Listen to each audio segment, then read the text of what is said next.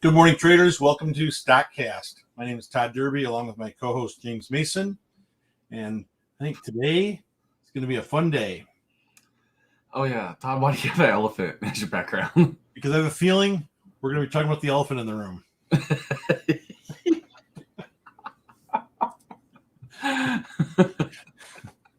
Yes. Full disclosure, I don't tell James what I'm going to put on my green screen. He doesn't. It's always a surprise for me. Because he literally just had up on the backdrop of POAI. And that's what I was expecting. So, all right. So pre-market Dow futures are currently up 65 points. S&P 500 is up 8 points. And it's kind of really hard to say what direction we're going to get today because the pre-market has pulled back some overall. And we'll just have to see what kind of choppiness it's going to give us coming out the gates here. But we already know why pretty much everyone is tuning in, and we'll just go ahead and get into it. Let's talk about it. Okay, so the PR this morning, that's just a fluff PR to start holding this up. It's a prop to lead into other things. That's all I'm going to say. That's all I can really say. We had to have some conversations pre-market about it just to kind of break it down and make sure exactly what was going on, because it's not bad news, but in a sense there was kind of a few things in there that we already knew. No one knew the accuracy, which they were saying 70%, which is 70 to be able to predict survival rates of 70%. That is huge. That is good. So I am expecting, hopefully this will be the only fluff PR, but it does make sense just to kind of save the PPS from dropping. And, people, because right now, people are freaking the fuck out. And really just comes down to people just don't want to be patient. That's all there is to it. I mean, I can't tell you how many times I've said, guys, you have to be patient. If this is too much for you, then maybe you should reduce your position. Maybe this ain't for you. I mean, I've said it so many times.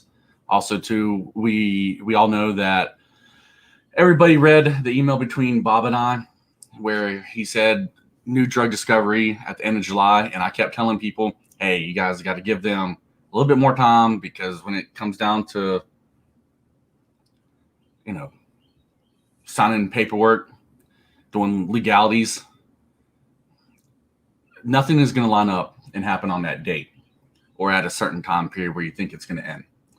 But this is that fluff PR, and I'm waiting to see what the next one is going to be. Now, I do wish that they would have released us something like hardcore significant here. That would have been super cool, so we could get this ball rolling.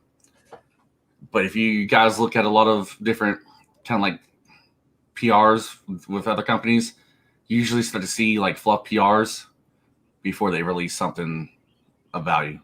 So that's pretty much just a quick rundown of what this PR was this morning for predictive oncology, and we'll just have to see what comes next.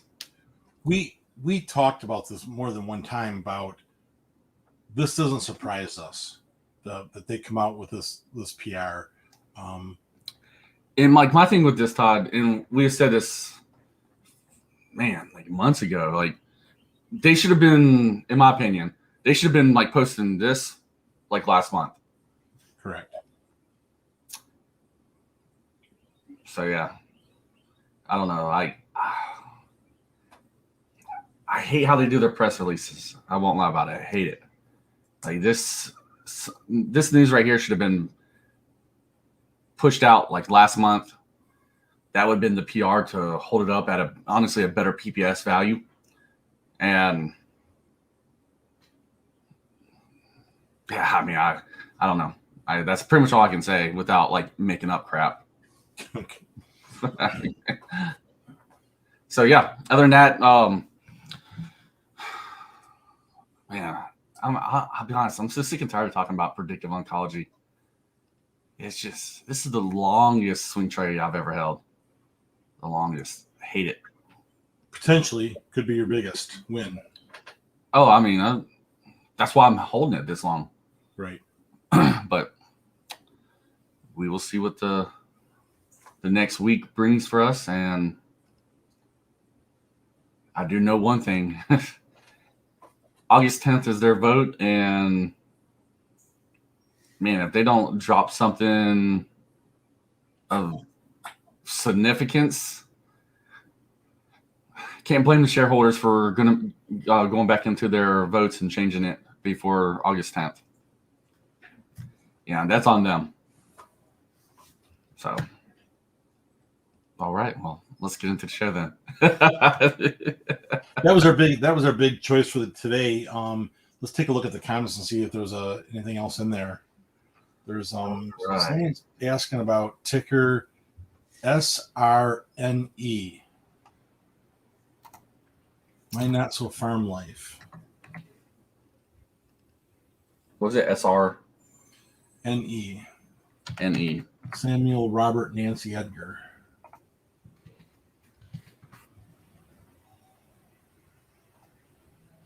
All right, ticker SRNE. So it looks like they had some news this morning. So they had news yesterday also. They received FDA authorization to start a phase 1 clinical trial. Last update on their short interest.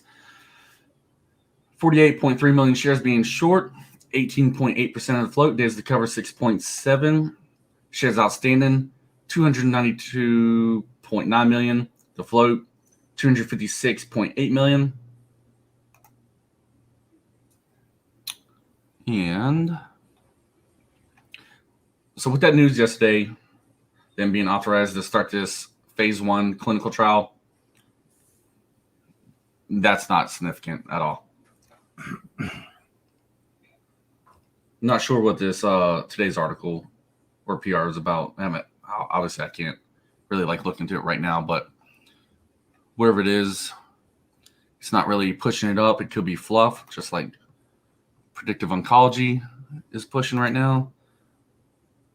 But looking at the 1 year, 1 day chart,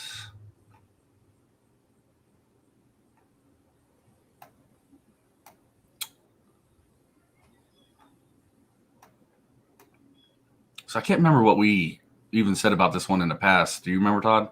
I don't.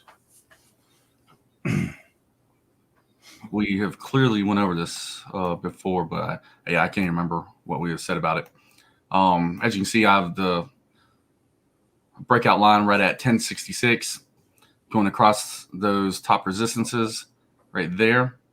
And breaking above that does give us a range up to 1426. As for its current setup, let me kind of zoom in here. As for its current setup, yeah, I hate how this 9 EMA is riding right on top of that 200 EMA. What I would be a little concerned about is that 9 EMA crossing over that 200, and which, I mean, it's really 1 cent below it, but I mean, today it could pull back up. We'll just have to see if that 9 EMA actually bounces off of that 200 EMA and turns itself around. So I don't see a clean setup right now. We do have earnings coming up on August the 11th, and those earnings potentially could turn this around and get it back with that bullish momentum. But again, we'd have to break above that 1066 to have that strong push and start to come back up this way and test these highs. So that is what I see at the moment for SRNE. What else we got?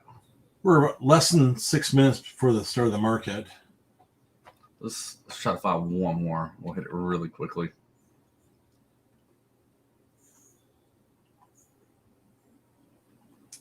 Looks like the conversation's all about predictive oncology today. Take a look. I know a lot of our members trade ticker AMD. Ryan Stahl's asking short-term top in AMD. I know that we have some members that are long-term holds in this one. They're investors in this one. I know there's others that daily trade this for scalp positions.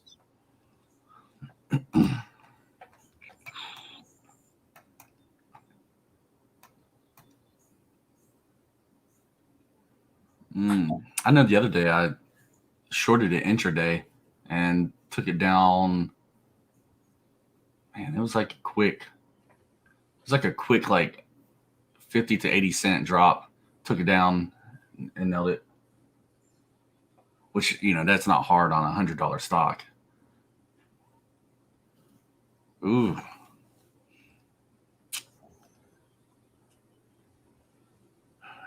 So look at a daily chart on AMD. Like, this is something that, like, you really don't want to buy like puts in yet. I mean, it just looks like a tree going straight up. Now, at the same time, trying to chase it long at the moment, you're talking about buying it at the top. And where does it top out at? Man, nobody really knows. Like, you really cannot get an accurate assessment, like where it's going to top out at right now in this setup. So AMD, in my opinion, is not set up in either direction at the moment.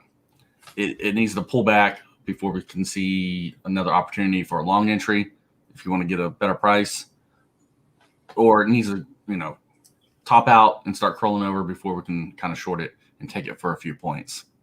So right now, me personally, I'd have to hold off on AMD in either direction at the moment. Becca, thank you very much for the tip.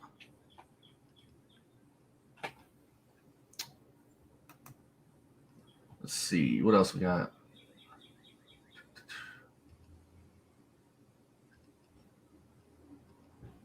All right, yeah, that looks like it's pretty much it. I'm just reading a comment. Take a look at ticker HJLI. We don't have time. All right. So, hey, Michael, you know the reason why it wasn't pushed out through them. You already know it. All right, guys. So I will obviously be focusing on predictive oncology today. I need to make some phone calls and do some more digging, internal digging. So other than that, guys, I appreciate y'all tuning in. I will keep y'all updated on whatever information I can acquire, and we will take it from there. All right, everyone have a safe day trading. Trade safe, trade smart, and we will catch y'all later.